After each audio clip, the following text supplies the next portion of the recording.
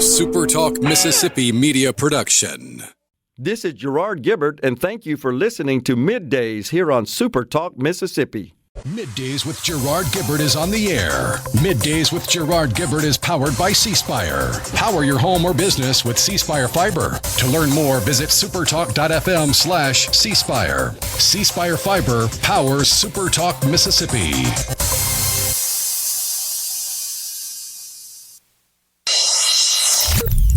Get ready to go beyond the headlines and join a meaningful conversation with people from around the state.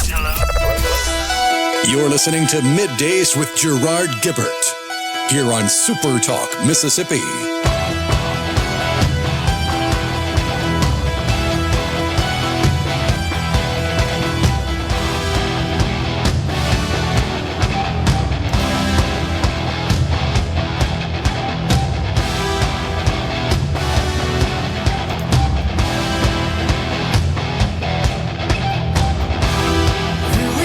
Good morning, everyone, and welcome to MidDays, SuperTalk Mississippi. I'm your host, Gerard Gibert, along with Rhino in the Element Wealth studio, guiding you through the middle of your day with facts, fodder, and fine music on this Hump Day. I got a little confused about the day because I'm working overtime today.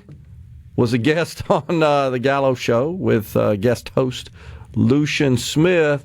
So, wait, what day is it? That'll kind of confuse you when you get used to that routine.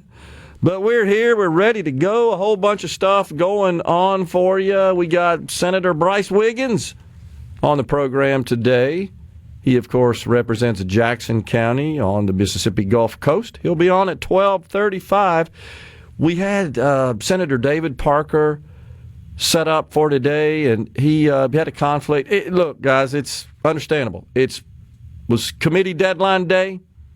You explained it yesterday. It's not the totally dead, but it's just dead, right, yesterday. It's when the majority of the bills die. Yeah, and fortunately they did, honestly.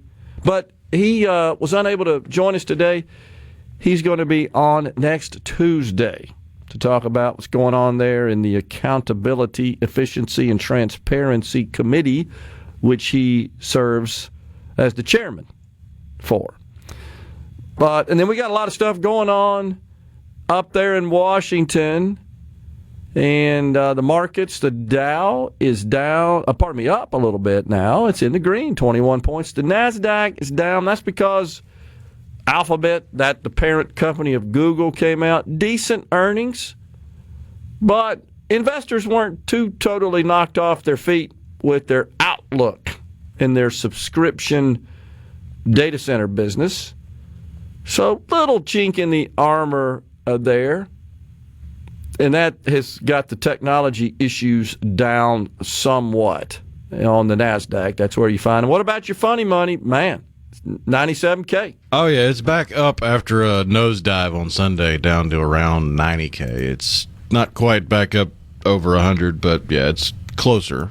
Yeah, but it ain't there yet. It got back up to 99, I want to say, at some point yesterday, and now it's back down to 96, 97. Like the rest of them, it is volatile. Oh, yeah. I think is the way to put it. And that is just the way the markets are. So markets are digesting so much activity, so much information, not just earnings and outlooks from companies, but the Trump administration. Once again, man, all over the place. The latest, what are they saying, Rhino? We're going to buy Gaza. We're going to take over Gaza now. That is what President Trump mentioned yesterday. I don't know about that. Hey, you don't see it as a bit of strategery? I mean, it could be. How do you get two people that don't like each other to all of a sudden find a way to get along?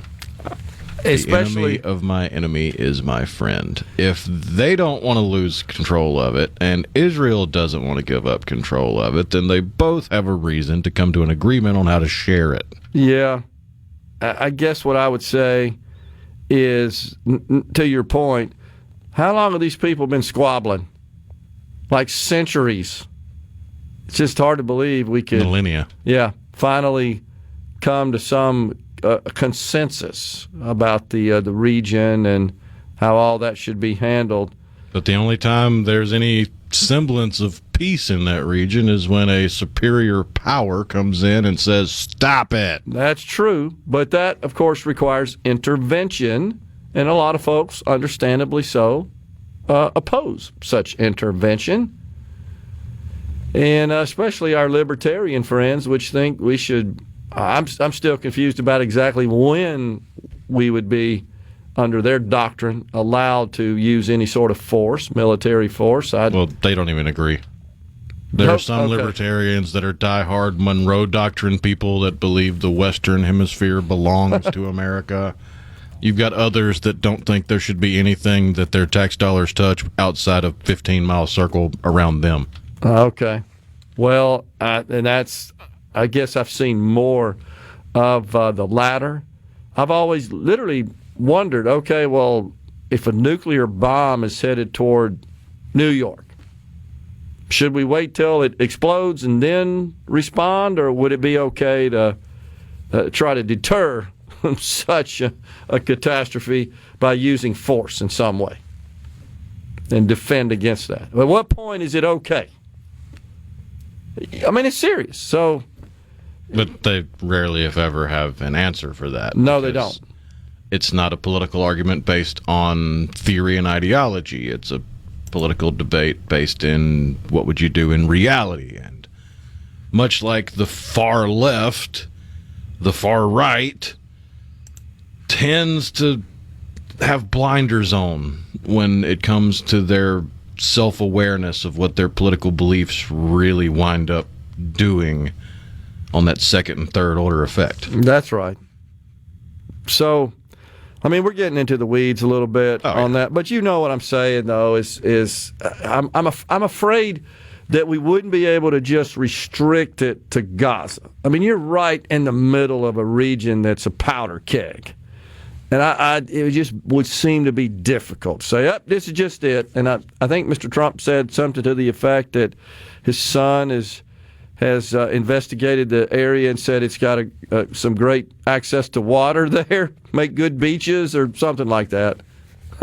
Also, have you seen that he being the president, has provided instructions that in the event Iran were to... Or any state, for that matter. Okay. Well, it's Iran that I saw. The question was based on Iran, because Iran has had overt conversations threatening the life of then former president, now current President Trump. Correct. But to continue that, he said if Iran should assassinate him, he's left instructions for the nation of Iran to be, quote, obliterated. That's his words, obliterated. That's interesting. It's bothersome to me that he would go out and say that, other than it could be a chess game. Hey, Iran, if you're even thinking about taking me out here, you won't exist after. We can end the thousands of years of your history That's right. in a few hours if it calls for it. So on that basis, I would support just the statement, just making that pronouncement, I think is prudent. But, of course, then you get complicated as to whether or not the president could order such a response to go obliterate a country, or does that require declaration of war formally by the Congress? Lots of things are being called into question at a minimum, such as the president's plan, as far as the constitutionality. I'm fairly certain the president can send the Marines into harm's way whenever he determines it's necessary. Okay. I'm sure there are provisions of our Constitution, right, that would allow. Well, that comes back down to, I believe, just the tradition of history, because was it Jefferson that sent the Marines to Tripoli? That sounds right, yeah. And Congress didn't have anything to do with that. Okay. So I'm not personally familiar with when the president can use military force unilaterally or when they've got to get the Congress involved to formally declare war. So, and I think maybe what the nuance is, help me out here, is this war or not? And that's the key Right? issue there, because last time Congress declared war was after Pearl Harbor. Yet Wow. we've fought in the Korean conflict.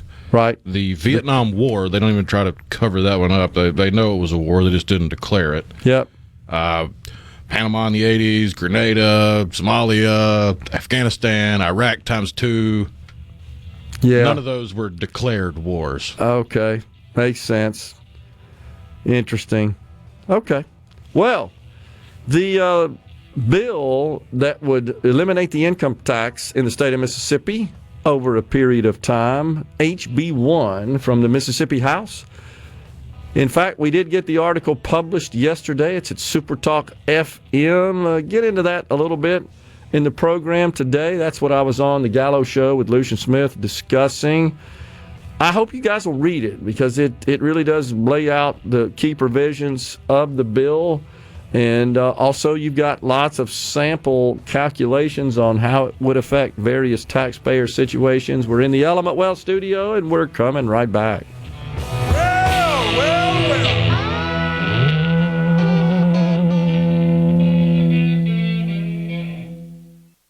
You already know. This segment of Middays with Gerard Gibert is brought to you by Covington County Hospital in Collins, where your health matters. Gerard Gibert. He keeps his classified documents right where they belong. Inside a Journey record jacket from the 1980s. Gerard Gibert. SuperTalk Mississippi.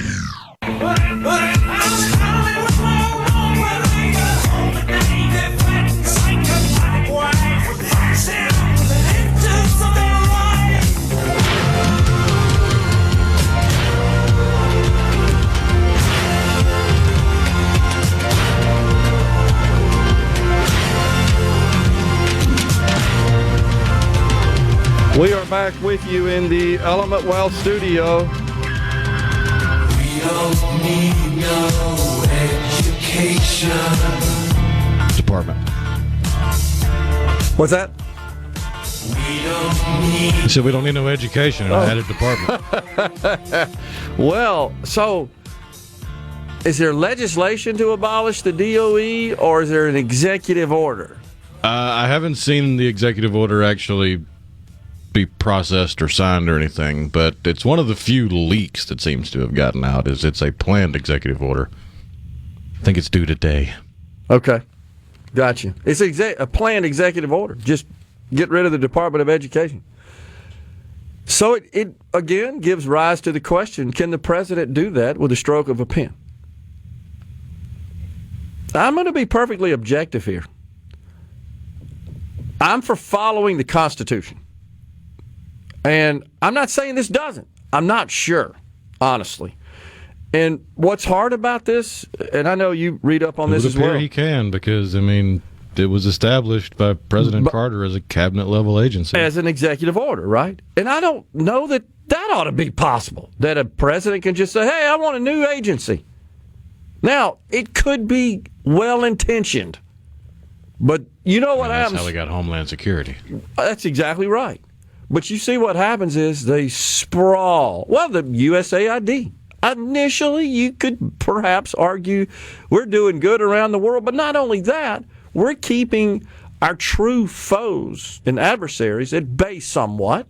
I think that was originally the intention, but that it just went off the rails. The nonsense crap that's been exposed, that the money we pay to operate that agency, and they're all being told, clean your desk out, right, by this Friday, I think.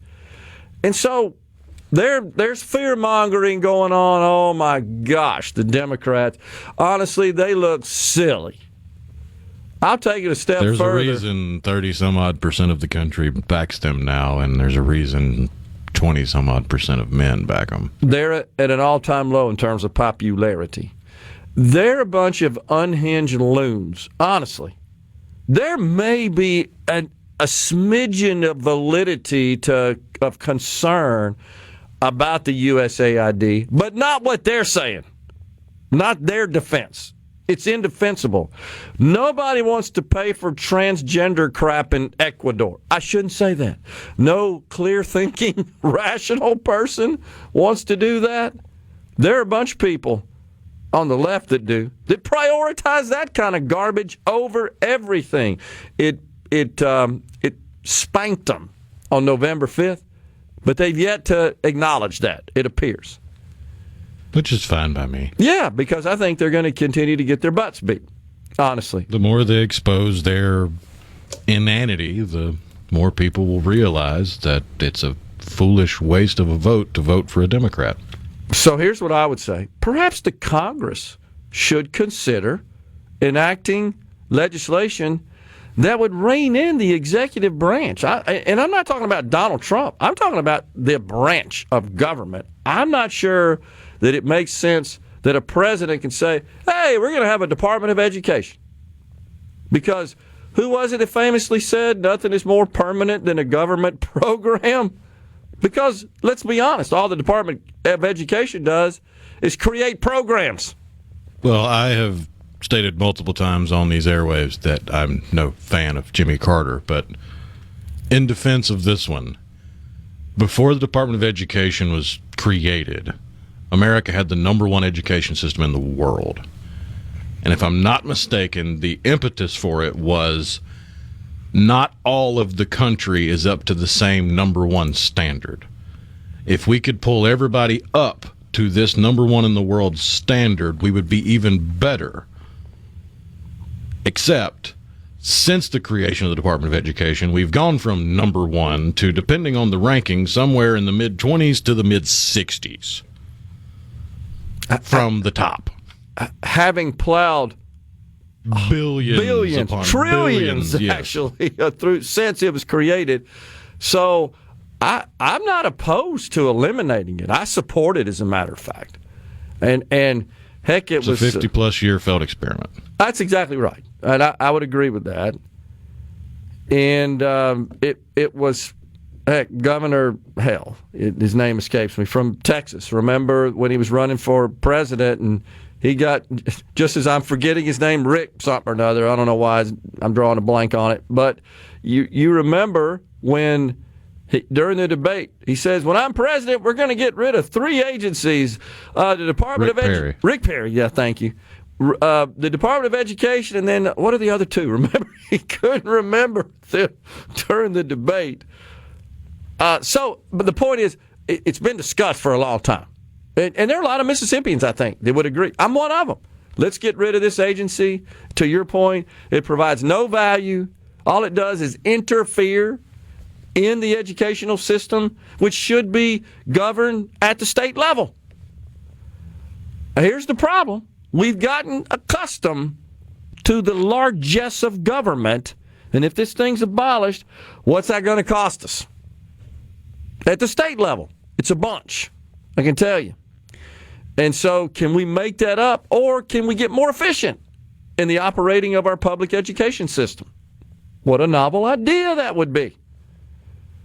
So I like it. And I think this status quo, which is how we've always governed, the next person comes in, it's pretty much status quo, and they do a few things. And then the next one comes in that's from the other party, and they reverse those things. But what I like about what President Trump's doing is, and the gloves are off. It don't really matter. The status quo is not the status quo. It's not entrenched. We don't care. I know just from being in a business where we're always changing systems, practices, responsibilities. That's what automation does. And usually you go backwards a little bit. You hate it. Oh, my gosh, this changed my life. And then all of a sudden, a few months later, how do we ever live without this? That's usually kind of the progression.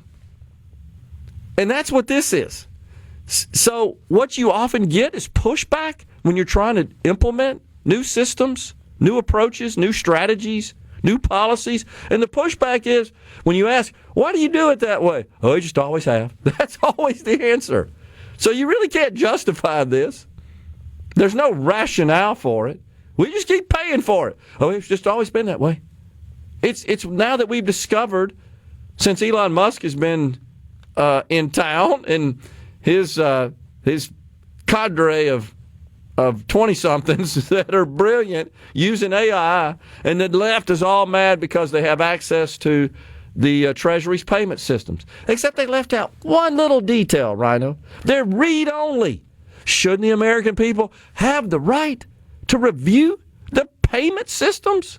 We're not talking about changing them. We're not talking about Elon Musk having control to write himself a check, which is what they all think and they want to promote. That's what Hakeem Jeffries is accusing him of. That's exactly right. So the idea that his developers, his IT people, because the government's one big IT computer, they're accessing those systems so they can apply AI tools to flesh out stupid stuff. What the heck's wrong with that? I think it's perfect. It's showing how we can use the best and brightest outside of government for oversight out of the worst in our country, which is government. But somehow the people in government, they believe they're superior, do they not, to the people not in government.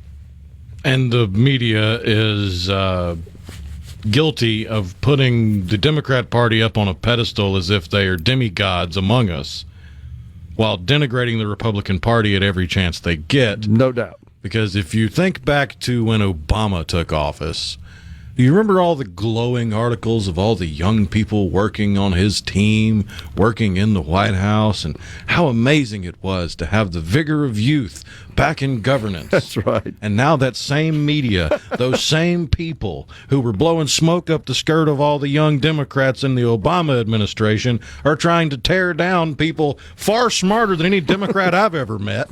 Heck, one of the guys on the Doge team is one of the people that figured out how to read the Herculaneum scrolls.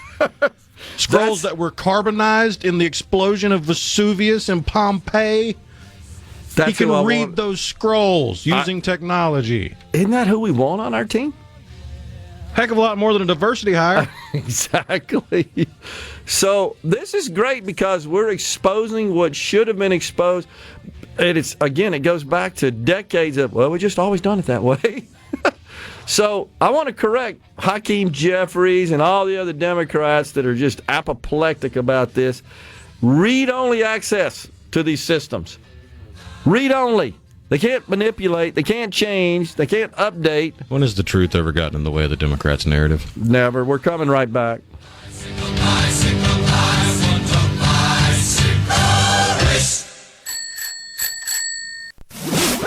Covering the stories that matter most to Mississippians. Gerard Gibert. Middays with Gerard. SuperTalk Mississippi.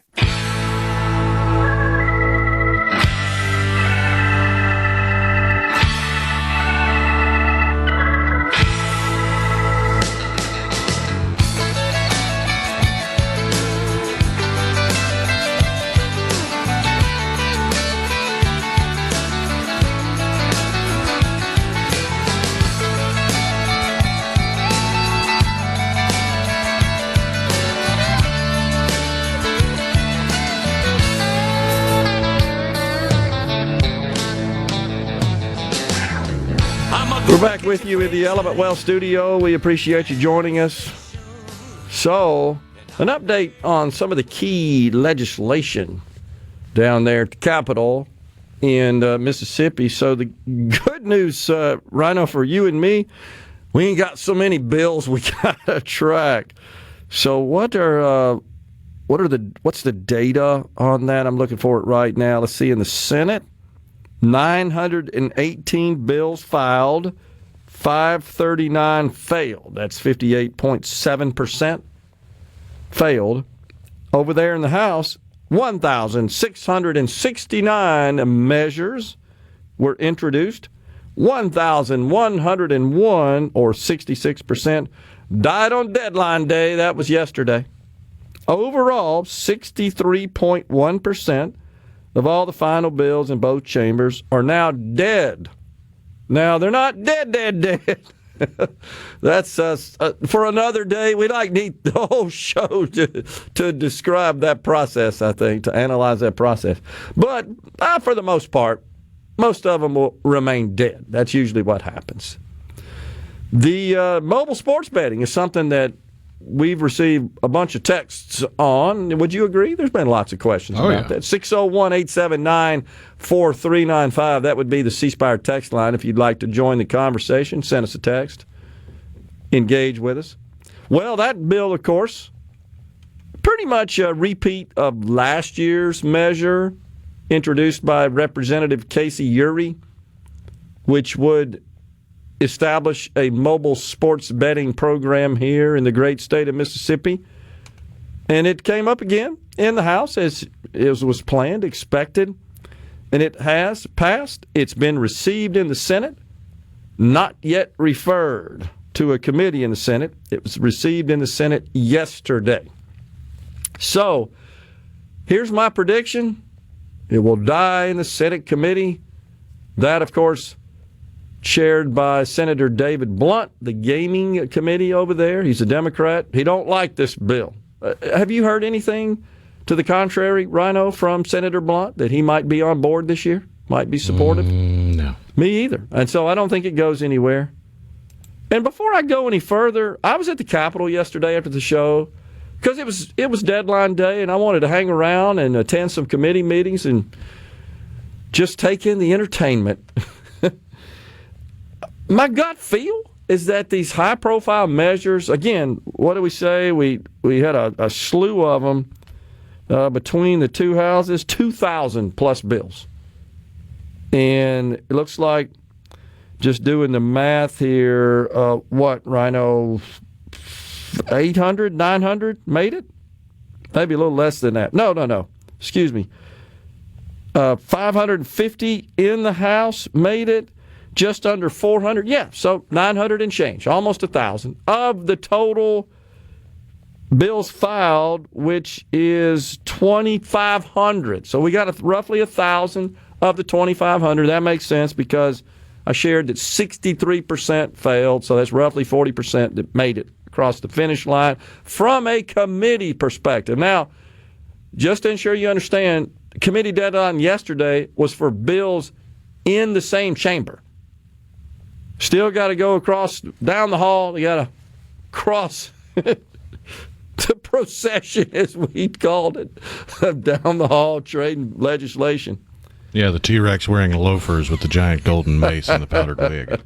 That's right. We still haven't got an answer from him on exactly how it works. So, like I said, I'm just going to continue to add more ludicrous stuff to the procession. We should go down there and request, may we transport this down the hall, wear some crazy outfits doing it. If we're going to do that, I need to get the number to a Zydeco band. That's great. So, nonetheless, that's where we are. We got about 40% of the 2,500, just under 1,000 that survived this first deadline day. Here's what I was going to say. Just being in the halls and being in the committee meetings, there's a bunch of them. I just attended a few. I feel like the same high-profile measures, and I'll share what I think those are in a minute, are, again, on the table, and what's likely to happen is little to nothing. That's my gut feel, and I hate that, honestly. So with respect to mobile sports betting, I'm just not sure that makes it through the Senate. On the other side of the hall were a series of school choice bills, something we've talked about a bunch, that came out of the House. All of them passed, went down to the Senate.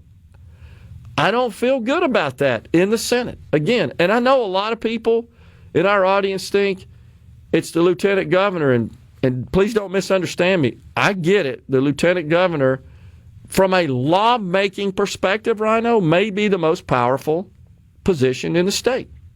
Would you agree? I mean, it's largely referred to and described thusly. Elected official with 52 people in the chamber. And it's good to go for 4 years. Even he can make them mad in there, right? And he's still going to be there. That's the way our system works. You elected them. They're there for 4 years. There are senators who oppose school choice. I promise you guys. There are House members that do as well, but not enough to keep the legislation from passing. But Senator DeBar and his committee, it's kind of built around killing school choice bills. And I know that you want to point to the lieutenant governor. I believe the lieutenant governor wants, at a minimum, and maybe it's more than that, it's probably the maximum too, honestly, is the ability of a student in a D or F district to transfer to another public school. That's it. You following me there? So it's so-called open enrollment. And all that requires is legislation that would prohibit the homeschool from barring the student to transfer to another school. They say, the student's family says, we want to go to another school. Right now, you're trapped in that school unless both schools agree.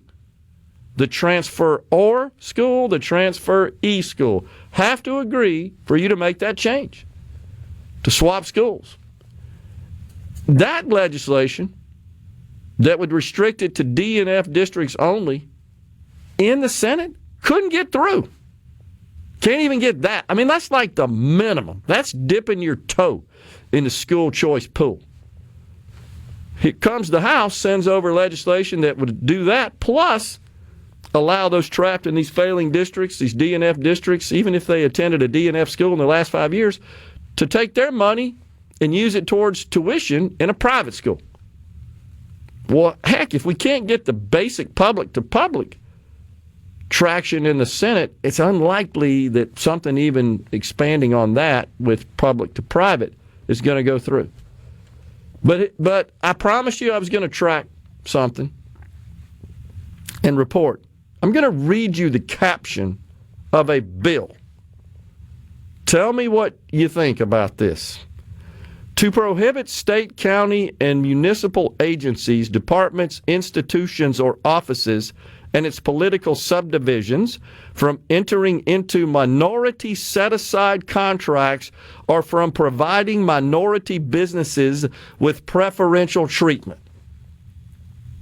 Now, what do you think? Is that reasonable? Is that rational? I'll take it a step further. The first series of orders the president signed after he was sworn in, what did those mostly address?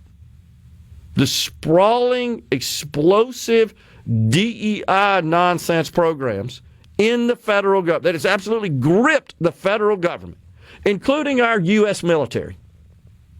That was one of the first things he did. He said, no, we're going back to merit. He said it in his inauguration speech. He said it on the campaign trail. Meanwhile, the Democrats fully leaned into that. Since Joe Biden was in office, it exploded, and they never wavered on their commitment to that. And it's what they're all up in arms about right now, right, Rhino? Is that the president and Doge and the Republicans in the Congress are saying, we're ending this crap. We're not going to hire people on that basis. We're not going to compensate, promote. We're not going to keep paying thousands of government employees. I don't know what the heck they do working in these DEI departments. Okay, so what I just read you was the measure that we talked about yesterday, if you weren't with us, and it was filed by Senator Angela Hill. And yesterday was deadline day, meaning it had to pass out of the Senate committee, which is Accountability, Efficiency, and Transparency. Senate Accountability and Transparency, I think is what they call it now. It died. It died in committee. So I can only conclude that the senators in that committee that voted against this legislation support discrimination in public contracting. Somebody tell me how this is not discrimination in public contracting. In other words, if you're a white male, you're at a disadvantage. Coming right back.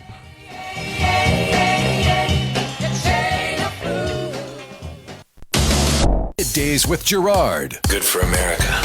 Good for fans of justice and truth. Good for us. SuperTalk Mississippi. This is what we stand for.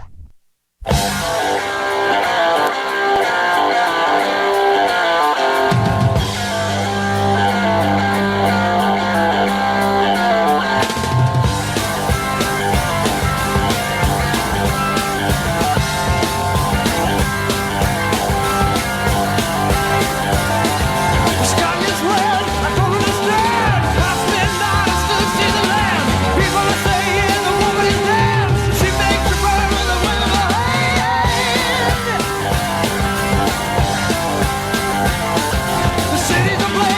I recognize that one. It's Burned by Deep Purple. You hearing those drums? That's pretty good. Left-handed. Can't remember his last name. I think it was Ian. I want to say there was like 2 or 3 Ians in the band Deep Purple. Oh, man. Left-handed. He was hard to emulate as a drummer. So we're back. Ian Pace. That's it. Ian Pace. Thank you. Not to be confused with Ian Gillan on harmonica. All right. 2 Ians in the band, right? That's a popular name in the UK, in England. That's where those lads are from. Their probably most famous tune, Smoke on the Water. That's actually a true story. Have you ever read the background on that? They were recording in, is it Montrose, Switzerland? Is that right? Yeah, at the casino. Yeah, right. And the thing had burned up, and they were talking about the smoke over the water next to the structure of the hair. Oh, man. So we were just talking about before we went to break. I know I get fired up about this, and it's because I just can't rationalize it. These same people, Rhino, who voted against this, Republicans on the committee, and you can't tell because we don't record that, right? What do you want to bet? They supported Donald Trump. So do they disagree with him in this regard? That one of the first things he attends to is stripping the DEI crap out of the federal government. And it got out of control, big time. Thousands of workers dedicated to something, I don't know exactly what, DEI stuff. And he signs executive orders immediately saying, we're replacing DEI as the basis of hiring and promoting and contracting and compensating and decision-making in general, whereas the prior president, remember his initial executive orders were, we're making that central to all of our decision-making.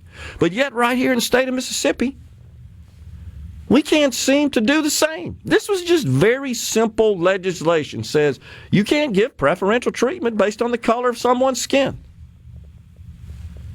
Is that not racist? That's like the bare bones definition of it, is it not? Oh, your melanin content in your skin is X, you get the job. Is that right? That's what this is. We can't get such legislation passed in the state of Mississippi. I'm just blown away by it. I really am. Now, Thomas says, yeah, why is everybody scared of Delbert? I don't know that they are, and I think that's a mischaracterization. There's no question. I've shared with you that Delbert has made it clear, the lieutenant governor, I would say softened his position on school choice. I mean, in the past, it's zero, nothing, nada. But he has at least warmed up to the idea. He said that on our program, so I'm not disclosing anything that wasn't done right here in the studio, that, yeah, I could get on board with a failing district, a student in a failing district transferring to a better public school. He never went beyond that with respect to school choice. Senator DeBar, however, doesn't even support that. And that's the point I'm trying to make, Thomas, that you're missing. Except who put DeBar in that position? He did, I agree. But I'm told, and again, I can't reveal my sources here, that this has caused a little bit of a conflict between the lieutenant governor and the senator. That the lieutenant governor wanted this. And so we'll see where it goes because we got House bills coming over, right? So it's not over. It's not the dead situation. And we shall see. Now, prior to Senator DeBar serving as the chairman of education, remember it was Senator Gray Tollison from Oxford. I'm sure he was gone by the time I started doing this, but you guys probably had him on at some point in the past. He just essentially stepped down and didn't run for re-election. Now, I'll have to admit, he wasn't a pro-school choice person either, even though he was put in that position by Lieutenant Governor Tate Reeves, who is a pro-school choice person. But Gray did finally warm up to it. Okay, he came around and he got on board with it. Senator DeBar hasn't. Something else I think it's fair to point out is that for the years that the Speaker of the House, Philip Gunn, was in place, he opposed school choice. And his education chairman at the time, Richard Bennett, also from the coast, he vehemently opposed school choice. So what you're saying is for the last, however long it's been, we've had a handful of powerful men who took it upon themselves to make a decision that goes against the interests of the majority of the Mississippians. And that, unfortunately, is how our system works, like it or not. Now, I do want to give, once again, Senator Gray Tollison. He did come around, and he helped pass universal school choice out of committee in 2017 and 18. We're coming right back after Fox News and SuperTalk News. Is with Gerard Gibert is brought to you by the Mississippi Business Journal. Visit msbusinessjournal.com. Scott Coopwood, publisher. Welcome to the show that challenges you to think deeply. And look beyond political posturing. You're listening to Middays with Gerard Gibert here on SuperTalk Mississippi.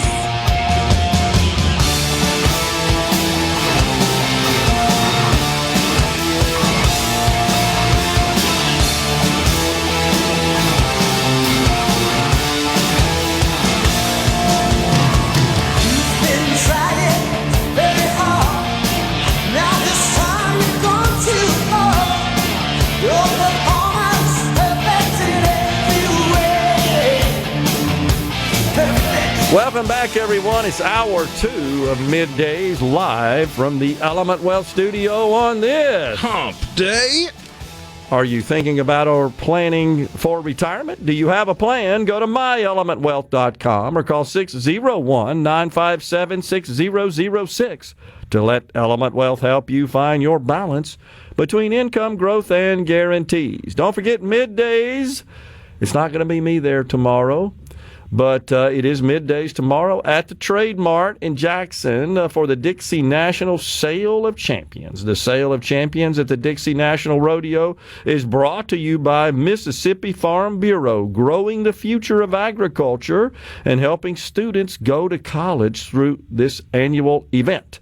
It's also brought to you by Gray Daniels Ford in Brandon, Mississippi's only 5-time #1 volume dealer. Yeah, so going to take a couple of days off tomorrow and Friday, headed to Palm Springs to play a little golf. My group's already there. They left yesterday, and they've been sending me some photos and stuff. It's beautiful out there. We're going to be playing at the PGA West courses. There's a bunch of them. Looking forward to that.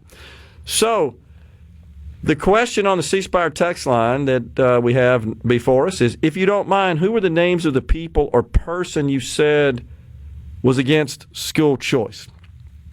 So, Senator Dennis DeBar, Rhino, I don't think I'm talking out of school here, am I? That he's made it pretty clear that he is an opponent of school choice measures. I mean, he's welcome to come on and tell us he likes it if he does. He's been invited numerous times. He will not accept our invitation. And it's to talk about anything. It's up to us to determine what he thinks. Well, I believe I've seen quotes where he said that in the media. But the other committee members, and again, we don't know how they vote because it's not recorded. There's no record of committee votes in the state of Mississippi, only floor votes. He chairs it, Democrat Senator David Blunt, who has been on the show numerous times, and he's made it very clear, Rhino, he opposes school choice. We had him on, 3 weeks or so ago? He's the vice chair. Senator Nicole Boyd, also on it, a Republican. Senator Hobb Bryan, Democrat. Senator Scott Delano, Republican. Senator Rod Hickman, a Democrat. Senator Briggs Hobson, a Republican. Senator Mike McClendon, a Republican. Believe he opposes school choice. Senator Chad McMahon, a Republican. Senator Solly Norwood, a Democrat. Senator David Parker from DeSoto County, a Republican. Senator John Polk from the Hattiesburg area, a Republican. Senator Robin Robinson, a Republican. These are all the folks on the Education Committee in the Senate. Senator Sarita Simmons, a Democrat, and then we wind it up with Senator Bryce Wiggins. We'll ask him about it. He's coming on the program today. The other thing, Rhino, I observed, I saw this happen multiple times as the committee chair was conducting the business of the committee and would call for a vote on a motion. Generally, the motion is whether or not to approve or reject the bill, the measure. That's the typical ending after there's discussion about a measure. The various members of the committee will direct those to the chair or perhaps even to others. That's the common process. And then finally a vote's called. I saw this happen multiple times, Rhino. Okay, the motion is to pass the legislation.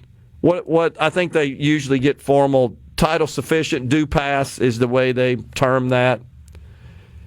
All in favor. Nobody says anything. The ayes have it. I swear, I saw that multiple times yesterday. Nobody says a word. Nobody says a word. Because it's not recorded, so they don't care. Multiple times, I witnessed that. And I looked around and said, wait, nobody said anything. How do you know the ayes have it? I didn't hear an aye. That's just how it works, man. I'm just passing that on. You're not surprised by this, are you? Not in the least. So I gave you the names. I made the mention yesterday of, well, where'd all the votes go? Well, some of them didn't show up to work. That's exactly what happens. I know that this is a popular question with respect to the Mississippi State Senate. Or any chair of any committees. We didn't vote Democrats, so why? That's Tim and McGee. I think, Tim, help me out here. What you're asking is, which is something that came up during the last election cycle, because the Lieutenant Governor, Delbert Hosemann, the incumbent, had Democrats serving as committee chair. And that received a lot of flack during the campaign. You remember that. Here's the challenge. There are more committees than there are Republican members. And that would mean that a member, in order to completely block Democrats from having any committee chairmanships, that would mean a Republican member would chair multiple committees. I can tell you, having been down there where all this goes on, that's virtually impossible, especially if it's a significant committee. Now, the other thing to keep in mind, and you and I researched this, you remember, Rhino, during the election campaign, there are a number of those committees, they didn't get a bill. They don't get any legislation. Or it's one or two, or it's so insignificant, it's like, who cares? Where there is significance in meaning, however, I would say, is in gaming. Senator David Plunt, the Democrat. And, normally that's sort of inactive or not something that you see any controversial measures flow through. It's pretty informal, I guess. A formality would be a way to describe it, except with mobile sports betting. Then all of a sudden he became pretty powerful.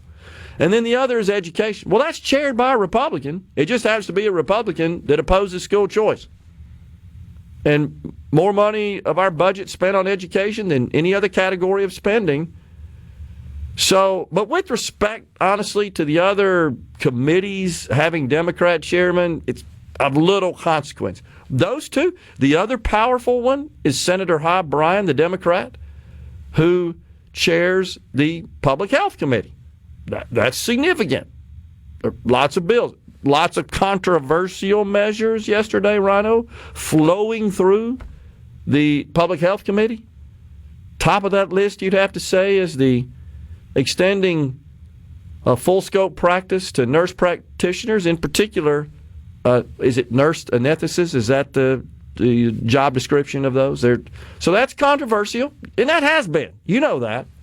And, of course, they flood the Capitol in their white coats and sit on both sides, and they don't agree on this matter.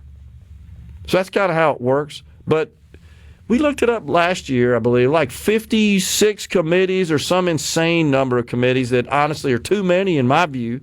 And we only have 30, I may have it. It may be 52 and 36 Republicans, I think, is the way the numbers work out. So you'd have a number of members that would have to chair too. I do have concerns about senators that are Democrats that chair are put in positions where they can block conservative governance. And that would be education, that would be health, and that would be gaming. I do have concerns about that. I think the lieutenant governor's wrong for placing those individuals. That's just my opinion. I disagree with him on that. It's a respectful disagreement. But I do think that is likely to torpedo some of these key measures that I think could advance a more conservative agenda. I don't think there's any question about that. So Tim says put them on a committee that doesn't mean squat if there are any. And there are, Tim, and that's the point. And they are chaired by Democrats, except for these three that come to mind, and there may be others. I'd have to sit down and look at. But I know these because these are high-profile committees that get lots of bills that do make a significant difference in life in Mississippi. Seems like it'd be pretty simple to find 3 Republicans to chair these committees. I agree with you. And that's where I differ with the lieutenant governor on that basis. And it absolutely, you're right. Thomas is right to some degree that sure, these heads of these chambers will place people in position on these key committees for the express purpose of protecting their personal legislative agenda. Is that a way to describe it, Rhino? I think that's, and we've seen that on both sides, guys. That's the point I'm making. Don't just target all one person in one chamber. That's nothing new. That goes on. That's the value and the power we confer to the person who wins an election as lieutenant governor and the person who wins the election inside their own chamber as the Speaker of the House, voted for into that position by people we elect to the House. We're stepping aside for a break in the Element Wealth studio, and we're coming right back. Hey, this is Bob. The talk that keeps Mississippi talking. We're rolling. Hit it. Go. Play it. Middays with Gerard Gibert on SuperTalk Mississippi.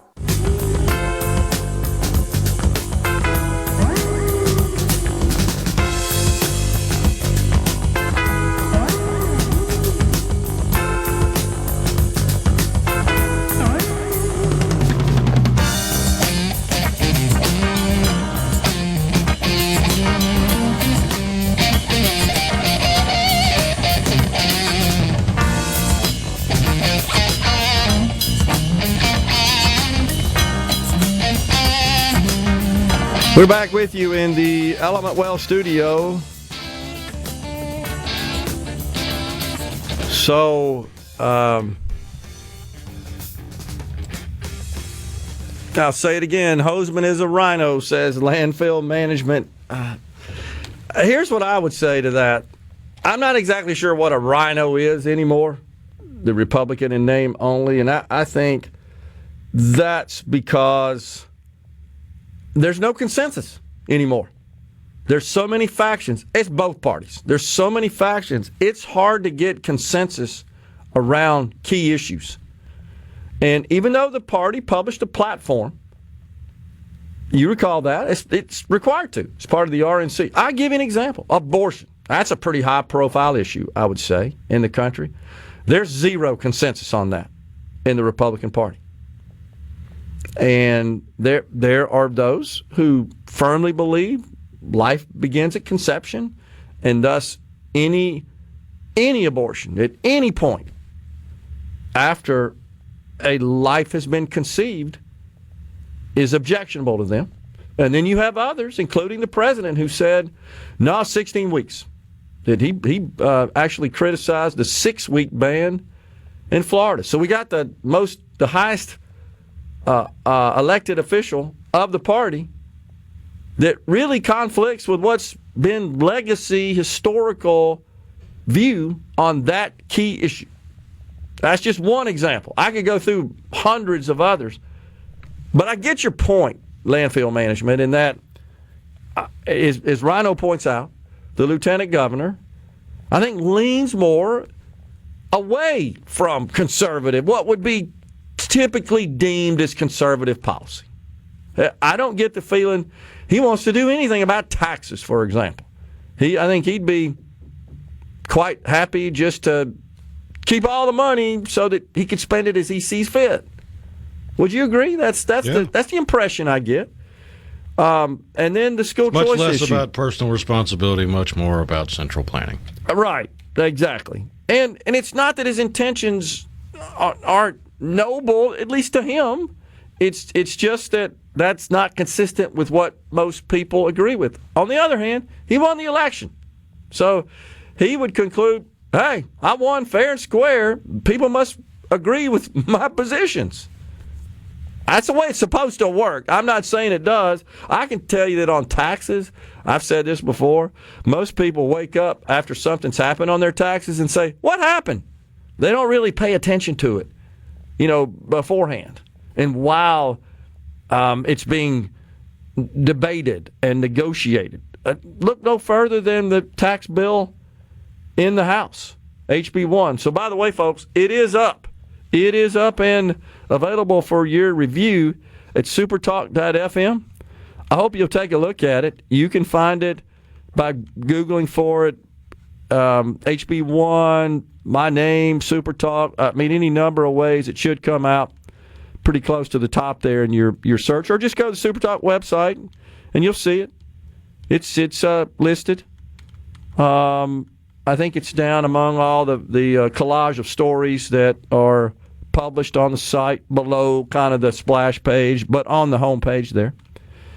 And it's fairly comprehensive. I'm pleased with the way it turned out. It's got a lot of information in it, including samples, sample calculations of the various taxpayer situations, and you can click on the thumbnails and link to those analyses and scroll and see the impact through the years of the various taxpayer scenarios. And in the article, just so you know, we broke that down into, I think, 3 categories: low income and low income with SNAP benefits, single filers, 4 categories, married filing joint, and then retired taxpayers. Because those are kind of the broad cross-section of all those who would have different outcomes.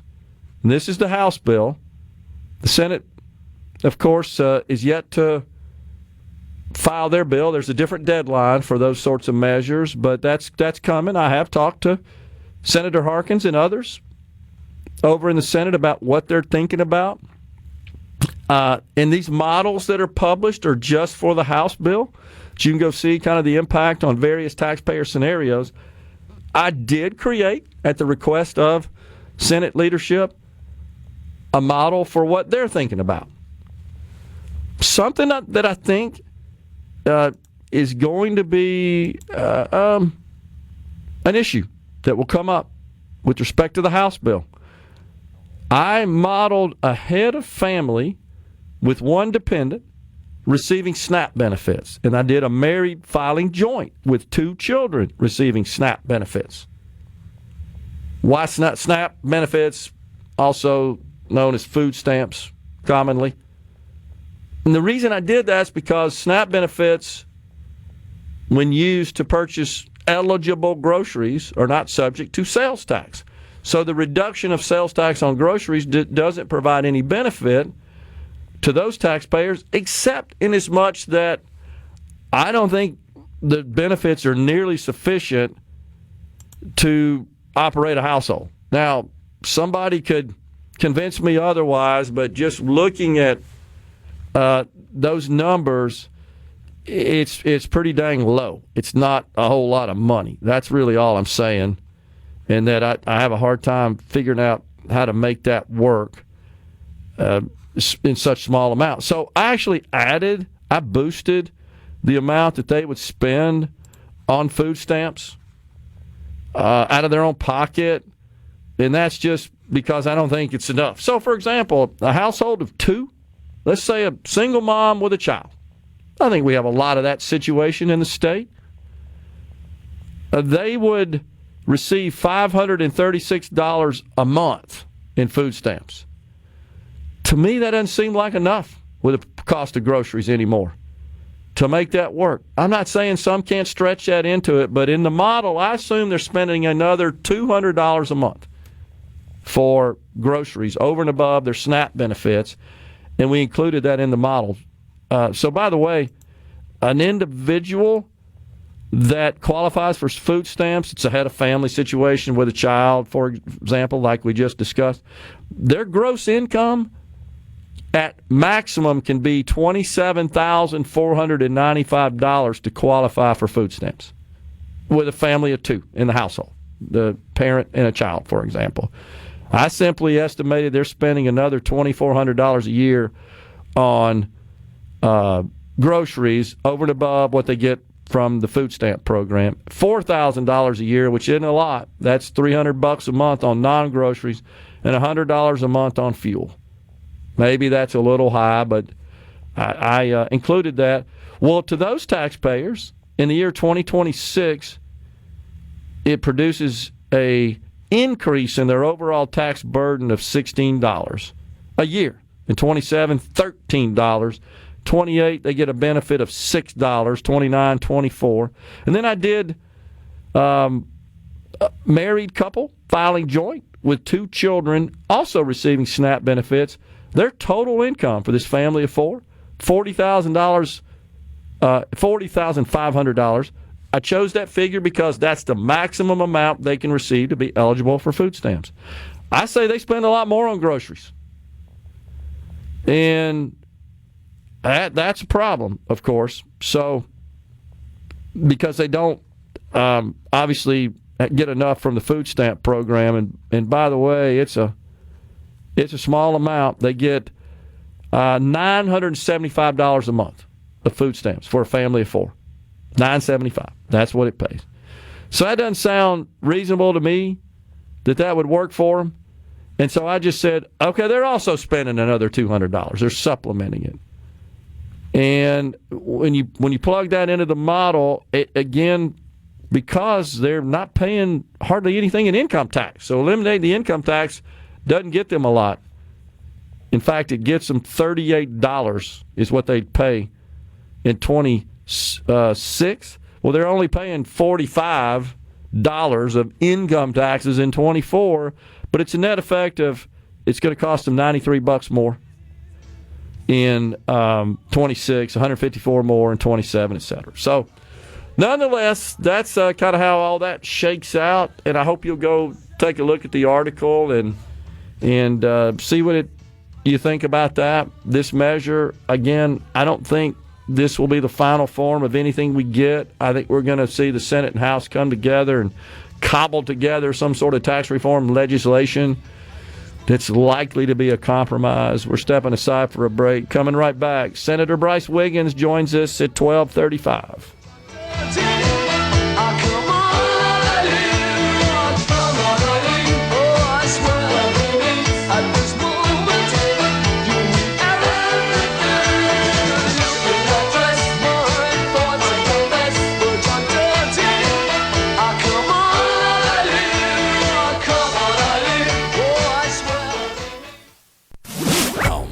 Everybody ready? I'm ready. Ready here. Middays with Gerard Gibert on SuperTalk Mississippi.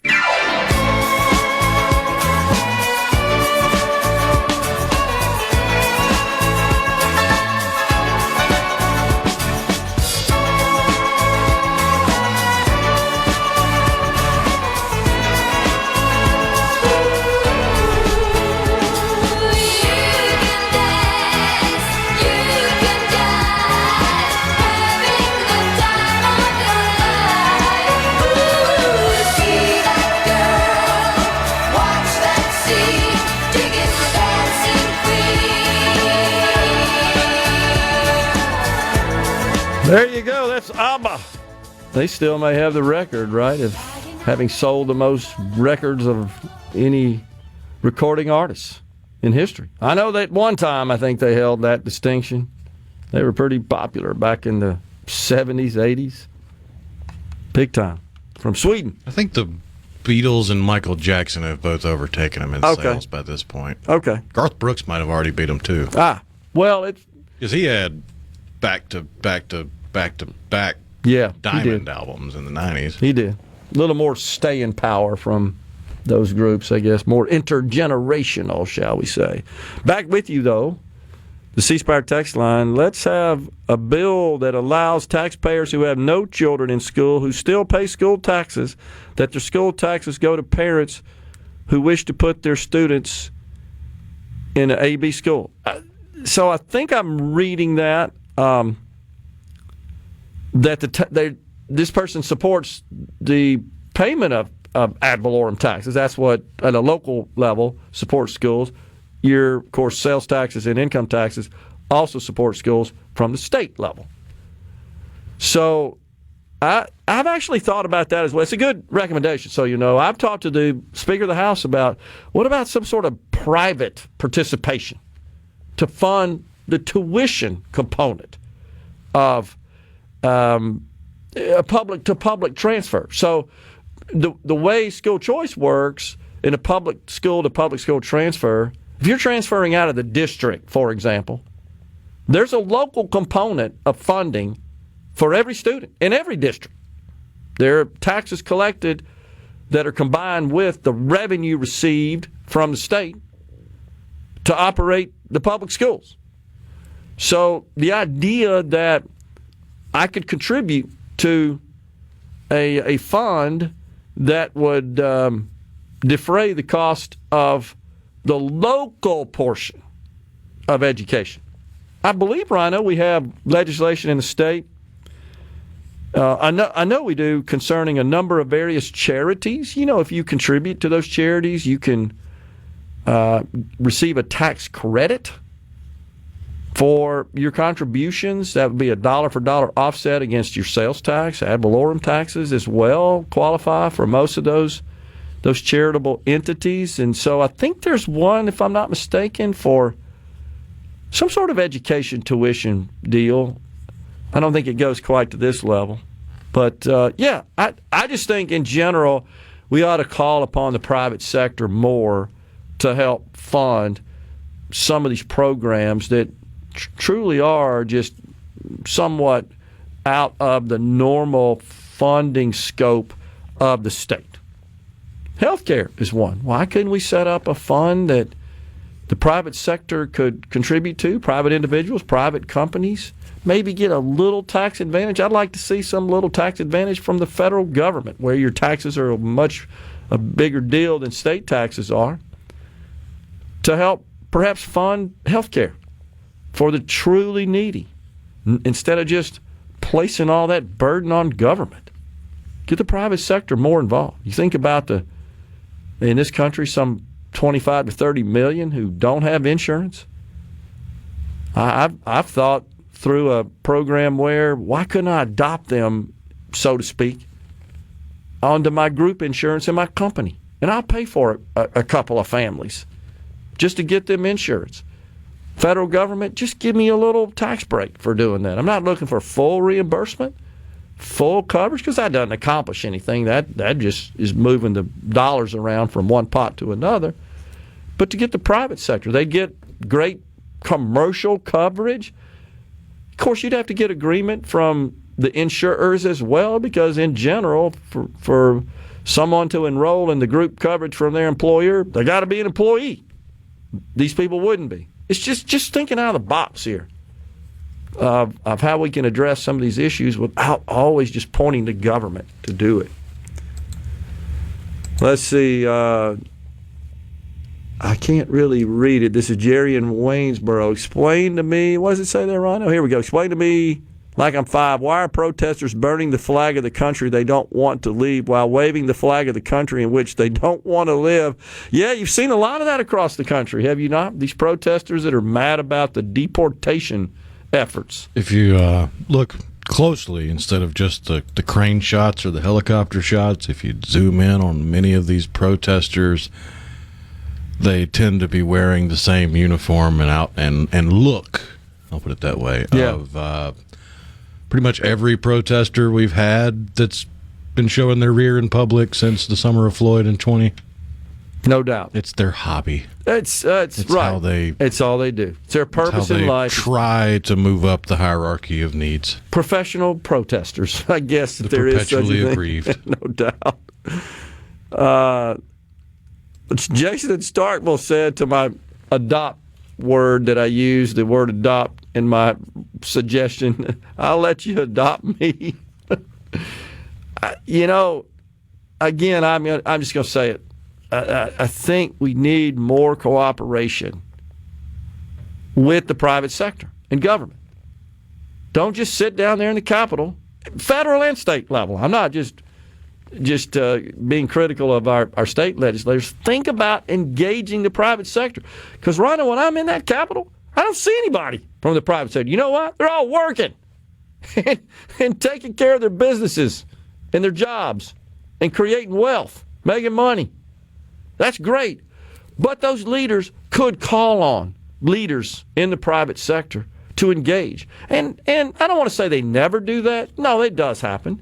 There is some, but to get really creative in perhaps standing up programs and solving our most critical problems. Matt in Burnsville says amen on the insurance problem. So you're telling me we couldn't plug 30 million people in, think about it, that are uninsured into the group coverage of the massive amount of companies we have in this country?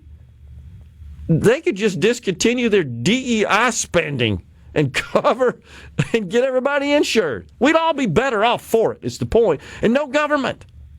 But, of course, you got to break the logjam of bureaucracy to do something that's out of the box like that.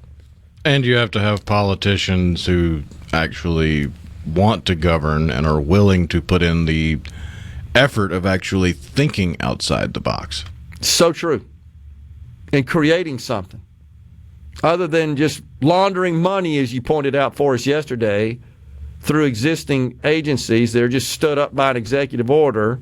Like or instead of somebody that took somebody out to a steak dinner the night before, showing up to the office the next day with a folder going, we'd like this to be a bill. No doubt about it. And that's exactly how it works, too. Unfortunately, that's how it works. Man, let's think creatively. Let's engage. This is exactly what DOGE is doing, is it not? The president said, I'm going to go get a smart, successful person that's running companies that has proven they know how to improve efficiencies in companies. What we do with Twitter, like half the staff. Has anybody noticed? More than half, right? Has anybody noticed any significant, noticeable decline in the service quality of the platform? The bookmarks don't work the way they used to, but besides that, no. It's minimal, though. But that's probably something that could be solved. Nobody uses bookmarks at the level I probably do. That's probably true. But in general... That's why I was happy when likes finally got hidden on Twitter. It's like, oh, I have another way to organize. I can like, I can retweet, I can put it in a folder or a bookmark. I got 3 different levels I can put it in now. But the fear-mongering, remember that, oh my gosh, it's the end of democracy and the tool's not going to make it. And by the way, I'm watching the montage of all the wacko Democrats right now on the screen in the studio. They're panicking over the DOGE spending cuts. They can't fathom how someone like an Elon Musk could come in from the private sector, from the outside, appointed, if you will, engaged into that role by the president to go identify all this craziness. And within about 2 weeks, they come up with a huge laundry list of it. I mean, it's like the sunshine is all over it. And it's these 20-somethings that code for a living, and they're using AI tools to scan the code. And now it's coming out that pretty much any media company that had a subscription service was getting paid buku money through U.S. aid to the tune of what was Politico was getting, $13,000 per subscription. You sent me that, exactly. New York Times getting money per subscription. Associated Press getting money per subscription, except it's not the normal subscription price. It's thousands of dollars. Yep. It's almost like it's not being paid for subscriptions, it's being paid for narrative butt covering. No doubt. CC in Senatobia wrote us something about life beginning at conception. And I'm not arguing with you, CC. I was just making the point that there's no consensus in the Republican Party on abortion. That's all. We're coming right back with the final segment of Hour 2 from the Element Wealth Studio.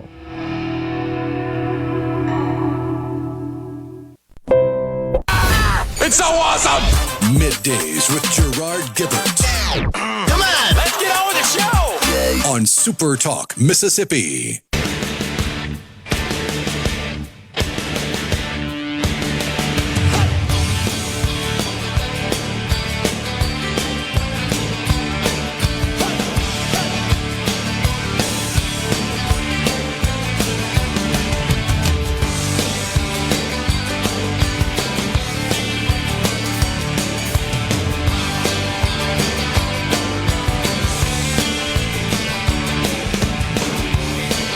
We thank you for joining us. We're back with you in the Element Wealth Studio. So we were just talking about the possibility of getting some tax cuts here in the Magnolia State.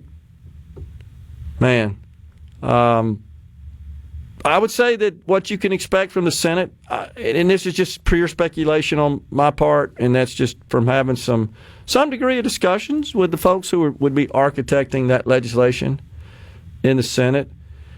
The first thing I could tell you is I don't think you'd see full elimination of the income tax. I do think you'd see a reduction of it, and then it would kind of stop at that point. And I think they take a look at it and say, okay, how are we doing? Can we go further?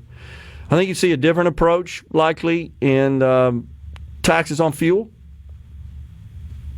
Maybe an additional few cents on excise taxes as opposed to a percentage sales tax, which is what is incorporated in the Senate version. And then perhaps leaning a little bit more into reducing the sales tax on groceries. And I say that because you've heard the Lieutenant Governor talk about that. He's been suggesting it as something he'd like to see done. He's kind of made that his priority from a tax reform perspective. So, again, speculation at this point. We got a couple of weeks till we'll get an actual bill, and then we'll compare the two measures and see where we land. We'll get something in the middle. CC in Senatobia says, I wasn't directing that towards you, his comment about life beginning at conception, and I appreciate that, CC. And, again, my only point was that we like to use this. It's a pejorative, I think you'd have to say. Rhino, R-I-N-O, not to be confused with our illustrious producer. I was Rhino long before they started calling people that. The Y, of course, in place of the I. And we see those often used interchangeably. I've seen them refer to you as R-I-N-O. I've seen the Republicans in name only referred to as R-Y-N-O. So I'm only making the point that it's a big party with a lot of people across the country, and they have different values and different perspectives. And there's consensus and alignment on many, and there's dissension on others. I just picked abortion as one because I always felt like that the Republican position on that was life begins at conception and pro-life and no exceptions, and that's evolved considerably since then. As an example, when you talk about the subject of taxes, there's wide opinion on that. You'd like to think in general that they favor lower taxes, but there's lots of conflict on what that ought to look like. School choice is generally considered a conservative policy. And the walls are closing in on us here in Mississippi because Alabama, Louisiana, Arkansas, Tennessee, all have. Alabama, less than a month ago, passed rather comprehensive school choice legislation. Sarah Huckabee Sanders, the great governor of neighboring Arkansas, made it her priority when she was elected governor. Then a few weeks, legislation was passed that implemented universal school choice in the Razorback State. Tennessee had issues with that, finally got it through. It's a little, I guess, less comprehensive in the school choice arena than Alabama's and Arkansas's is. Florida had it forever.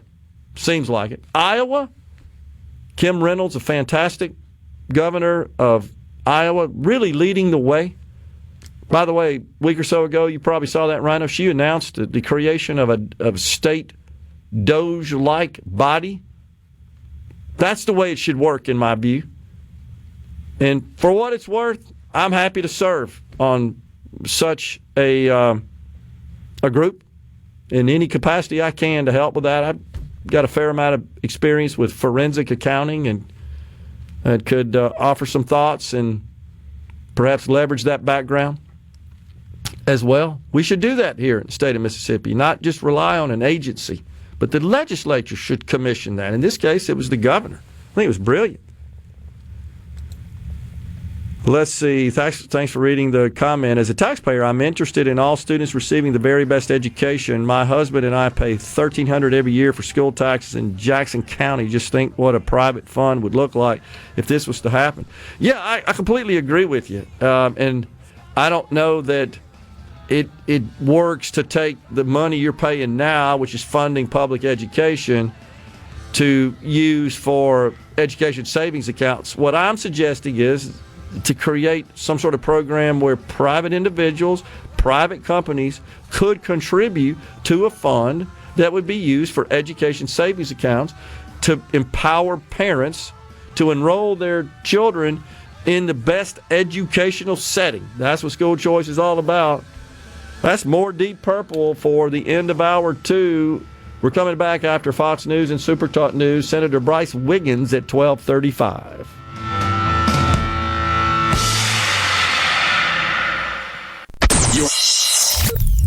Get ready to go beyond the headlines and join a meaningful conversation with people from around the state. Hello? You're listening to MidDays with Gerard Gibert here on SuperTalk Mississippi.